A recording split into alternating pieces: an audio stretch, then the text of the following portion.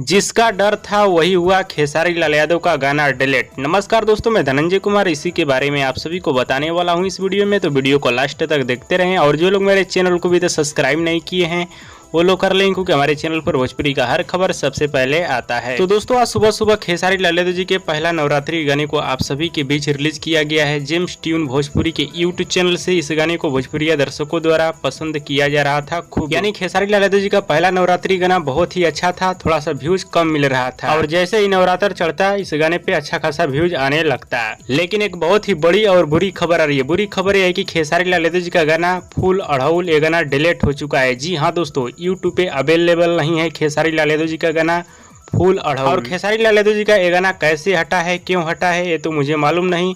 हो सकता है ग्लोबल म्यूजिक जंक्शन कंपनी वाला स्ट्राइक दे दिया होगा, और ग्लोबल म्यूजिक जंक्शन कंपनी वाला को कोर्ट की तरफ से पावर मिला है, वो कुछ भी कर सकता है। अगर खेसारी लाल यादव जी बिना उसके परमिशन से किसी अदर कंपनी से गाना रिलीज करते हैं तो खेसारी लाल यादव को जेल हो सकता है, क्योंकि कोर्ट के पेपर में साफ साफ लिखा हुआ है कि खेसारी लाल यादव 30 सितंबर 2025 तक सिर्फ ग्लोबल म्यूजिक जंक्शन कंपनी को गाना दे सकते हैं, या तो ग्लोबल म्यूजिक जंक्शन कंपनी से जो चैनल अटैच है उससे गाना रिलीज हो सकता है। खेसारी म्यूजिक वर्ल्ड हुआ, आदिशक्ति हुआ, अन्नपूर्णा हुआ, ये सबसे आ सकता है। बाकी अभी का बड़ी खबर है कि खेसारी लाल यादव जी का पहला नवरात्रि गाना डिलीट हो चुका है। क्यों डिलीट हुआ है, किस लिए डिलीट हुआ है, पूरी जानकारी मुझे अभी मालूम नहीं है, और मेरा शक है ग्लोबल म्यूजिक जंक्शन कंपनी वाला ही डिलीट करवाया होगा।